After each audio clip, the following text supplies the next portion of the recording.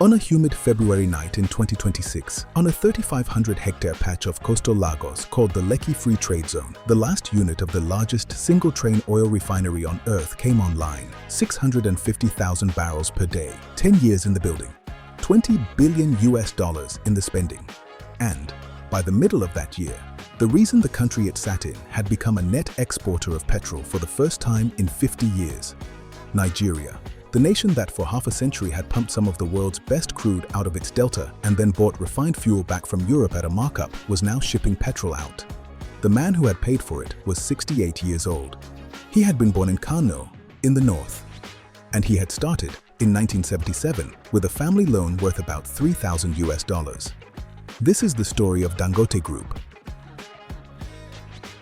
Hi again, welcome back to the pod. My name is Farouk, and today we are going deep into the story of Dangote Group, how one man from Kano with a $3,000 family loan built Africa's largest cement empire and then spent $20 billion and a full decade bokak di totalio witilao inkaktai.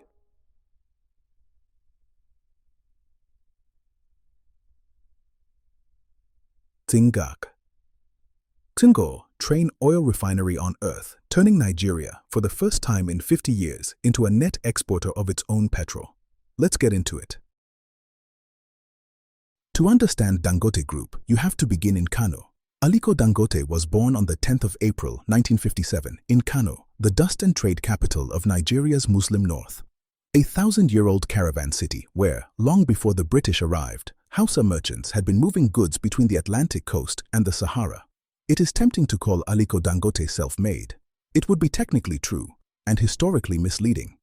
His maternal great-grandfather was a man called Alhassan Dantata. Akolo, kola nut, ground nut, and cattle trader from the Agalawa clan of long-distance Hausa merchants who, at the time of his death in 1955, was the richest man in West Africa. Alhassan was the first West African trader to use steamships to move goods up and down the coast. Accra, Kumasi, Sekondi, Lagos, which let him cut out the Sahel caravan competition and dominate the soft commodity trade across what was then British West Africa. Aliko's mother, Maria Sanusi Dantata, was Alhassan's granddaughter. When she married Mohammed Dangote in the mid-1950s, she did not marry into a story of rags. She united two of northern Nigeria's most prominent trading houses. So, when, 20 years later, the young Aliko Dangote came home from Cairo with a degree from Al-Azhar University and an idea, and his maternal uncle, Sani Dantata, handed him 500,000 naira in seed capital, worth somewhere between $3,000 and $5,000 at the time. That loan was not an act of speculation. It was the way the Dantata Dangote house had always done business with its own. Family capital. Trader to trader. Repaid in 3 months. Aliko set up shop in a small warehouse in Kano. He moved rice, sugar, salt and cement out of it, doing what generations of Hausa merchants had done before him. Buying low, selling high. Watching prices like weather. But, almost immediately, the Nigerian state put weather on his side. The mid-1970s were Nigeria's first oil boom. Oil money was flooding into Lagos. The military government of Olusegun Obasanjo was spending it on infrastructure. Bridges, ports, military barracks, and the gigantic Festac complex in Lagos, built for the Second World Black and African Festival of Arts and Culture in 1977. To feed the construction binge, the government licensed importers, Dangote, and a small number of others, to bring in cement, about 16 million metric tons of it, in what became known as the Cement Armada. It was the largest single import operation in West African history. Ships waited months in line outside Lagos port for berth space. Some unloaded their cement directly into the lagoon when their charters ran out. And for the importers who had a license, every bag was money. Dangote had a license. By the early 1980s, when Dangote Nigeria Limited and a sister company, Blue Star Services, were formally incorporated, the model was clear. Import, distribute, dominate. The young Aliko was joined by his brother Sani Dangote, who would be vice president of the group for the next 4 decades, and by a tight inner circle of Kano relatives who would run the operation as a single family-disciplined machine. By the early 1990s, Dangote was Nigeria's largest sugar trader. He supplied, by his own framing and most observers, somewhere around 70% of every soft drink bottler in the country, including Coca-Cola Nigeria and most of the country's breweries. It was a quiet, profitable, well-connected empire, built on a license, built on a family, and about to meet a decade that would try to take it apart. Launching a trading empire is one thing, keeping one is another, and Dangote spent the second half of the 1980s and most of the 1990s discovering exactly how fragile an import-based fortune can be. The first blow came from inside the Nigerian state itself. In 1986, under the military government of Ibrahim Babangida, Nigeria entered into the IMF's Structural Adjustment Program. The naira was devalued, and then devalued again, and then it was floated. Over the next decade, a currency that had once traded at roughly parity with the US dollar collapsed by a factor of more than 20. For Dangote, whose business model was buying goods in dollars overseas and selling them in naira at home, every devaluation was a knife to working capital. Receivables he held in naira lost value while he slept. Invoices priced in dollars came due before his clients had paid. Survival meant rotating inventory faster than the currency could fall, and holding as many hard currency receivables as he could buy. He survived it. Many of his competitors did not. The second blow was political. As a Hausa Fulani Muslim from Kano operating in a Lagos-dominated commercial economy, Dangote was constantly navigating the unwritten northern versus southern fault line of Nigerian business. A fault line made worse by the military coups, civilian transitions, and ethnic regional turbulence of those years. He answered it the only way his family ever had. He built relationships across every regime: northern, southern, civilian, military. It did not matter. The Dantata Dangote house had been doing business through warlords, colonizers, and central banks for 100 years before Aliko was born. It would keep doing business through this one. That posture was not without cost. In 1996, his younger brother Bello Dangote was killed in a private jet crash near Kano, alongside Ibrahim Abacha, the eldest son of the military dictator Sani Abacha. The family's proximity to the Abacha regime, the most internationally isolated and notoriously corrupt period of Nigerian rule, would, in later years, become a recurring question raised by critics. No credible evidence has ever tied Aliko personally to Abacha-era looting.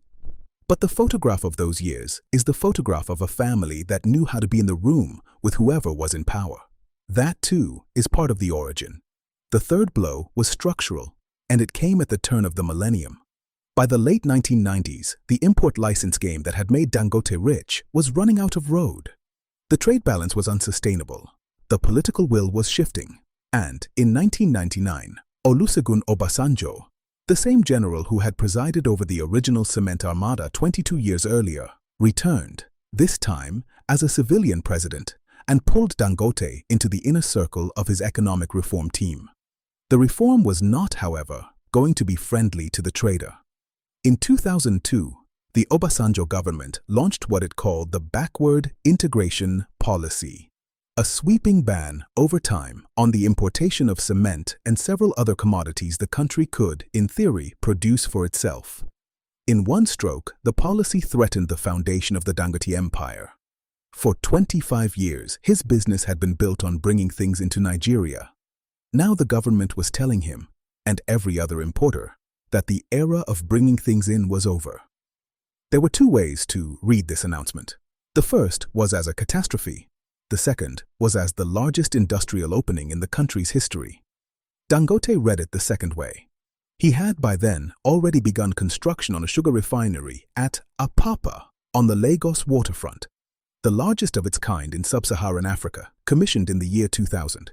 He had begun, in other words, to bet on the manufacturer's side of the table. Now, the government had just announced that the trader's side was closing. The next decade would decide whether he could move fast enough to live on the other side. In 2002, Aliko Dangote made the decision that turned a trading house into an industrial empire. He stopped fighting backward integration. He became its biggest beneficiary. In 2003, Dangote acquired two of the federal government's struggling cement assets. The first was Benue Cement Company.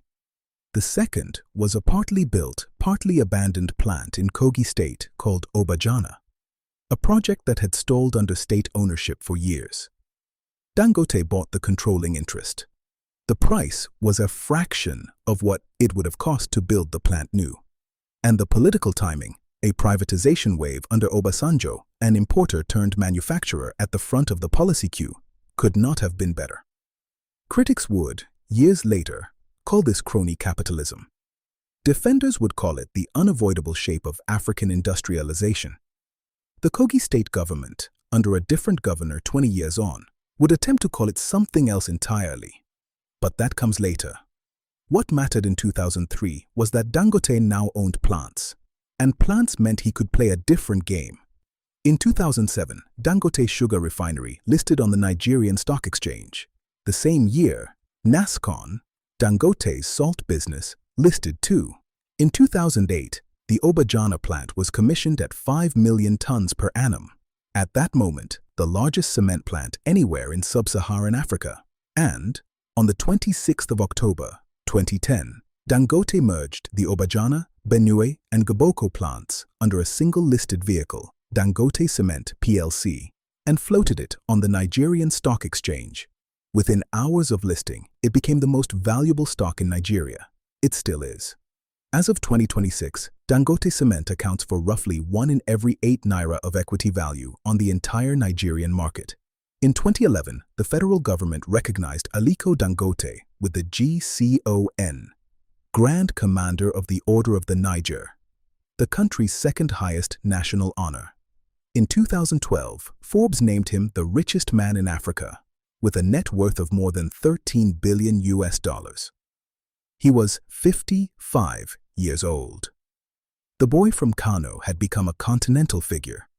But the company's defining strategic choice, the choice that would, more than any other, decide whether Dangote Group became a Nigerian giant or something larger, was being made in private at the same time.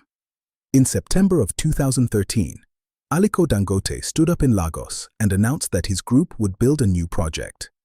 Not another cement plant, an oil refinery, a single facility on the Lekki coast of Lagos that would, when finished, process 650,000 barrels of crude per day. A $9 billion bet on the proposition that Nigeria, Africa's largest oil producer and one of the world's most embarrassing fuel importers, could refine its own crude on its own soil at last. He had $3.3 billion of initial financing committed. He had no operating experience in oil. He had a deadline of 2016. And he was about to discover that building a refinery in Nigeria is not a project. It is a decade-long argument with reality. But the pivot was made. He was no longer a trader who happened to manufacture cement. He was an industrialist. And he was about to bet everything cement had built on a single piece of coastal land in Lekki. Between 2014 and 2026, two stories ran in parallel inside Dangote Group. One was the cash-printing empire of cement, fertilizer, sugar and salt, predictable, growing, Pan-African. The other was the refinery, a sinkhole into which the cash-printing empire kept pouring everything it earned. Start with the cash machine. In 2014, Dangote opened the IBC cement plant in Ogun State at 12 million tons per annum. Over the next 3 years, he built or acquired cement plants in Senegal, Cameroon, Ethiopia, South Africa, Tanzania, Zambia, Sierra Leone, Ghana, Congo, and Benin. By 2017, Dangote Cement was operating in 10 countries across the continent with a combined capacity of more than 50 million tons per annum and a fleet of 10,000 trucks moving product across porous African borders. In 2019, Dangote sold the group's flour business to Olam International for about $360 million. Freeing capital for the bigger bet. In 2021, the Dangote fertilizer plant came online in Lekki, 3 million tons per annum of urea and ammonia. At commissioning, the largest single-site urea and ammonia complex on the African continent. By 2024, Dangote Fertilizer was the largest urea exporter in sub-Saharan Africa, shipping to Brazil, India, and the United States. That was the cash machine. It worked. It still works. The refinery did not work for 10 years. Construction began in 2016 after the original Olokola site was abandoned and the project moved east to Lekki. The cost ballooned from $9 billion to $20. The deadline of 2016 slipped to 2019, then to 2021, then to 2023. The COVID pandemic shut construction sites. Naira devaluations repriced every imported component. Dangote Industries reportedly poured $2.7 billion of its own cement and fertilizer cash flow into the project just to keep it building. Then, in October 2022, while the refinery was still incomplete, the Kogi state government, under Governor Yahaya Bello, sent armed security personnel to the Obajana cement plant, Dangote's largest single industrial asset, and shut it down. Kogi alleged that the 2003 acquisition had violated due process and that the state was owed 5% equity. The plant stayed dark for 10 days. Estimated losses, 4 billion naira. The federal government intervened. The plant reopened. The litigation is still going on in 2026. The message was clear. Even Africa's largest company is exposed to whichever subnational politician decides to test it.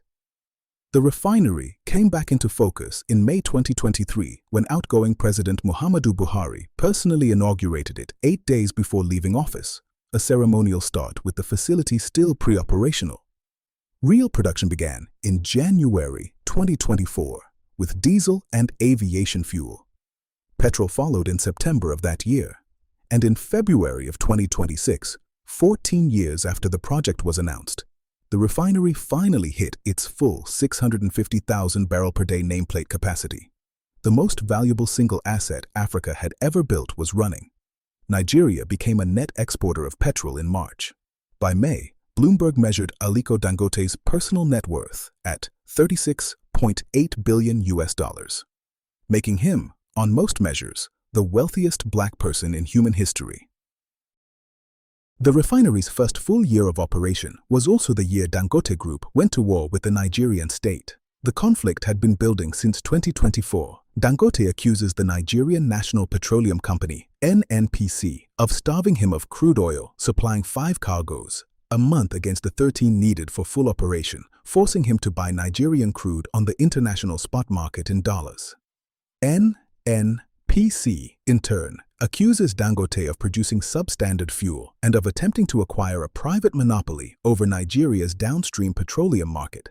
In April 2025, Dangote Refinery filed suit against the Federal Attorney General to invalidate the fuel import licenses still being issued to NNPC and to a small number of private marketers, arguing that those licenses violate the Petroleum Industry Act and undercut domestic refining.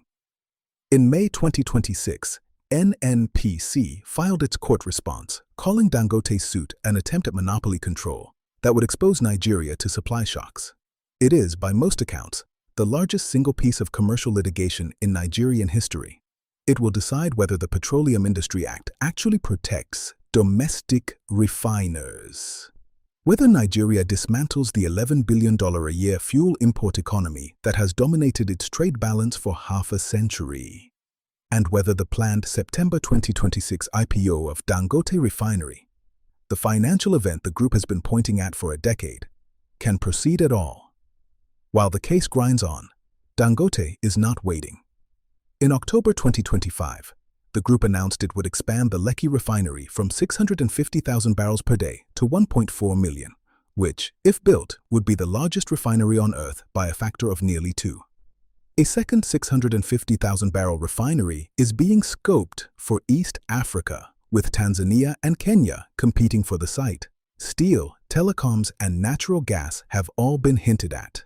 At home, succession is quietly being arranged. Aliko's eldest daughter, Halima Aliko Dangote, Group Executive Director, Commercial Operations, is widely seen as the heir apparent. Aliko himself, 69 in 2026, is reportedly still working 14-hour days through the refinery ramp-up.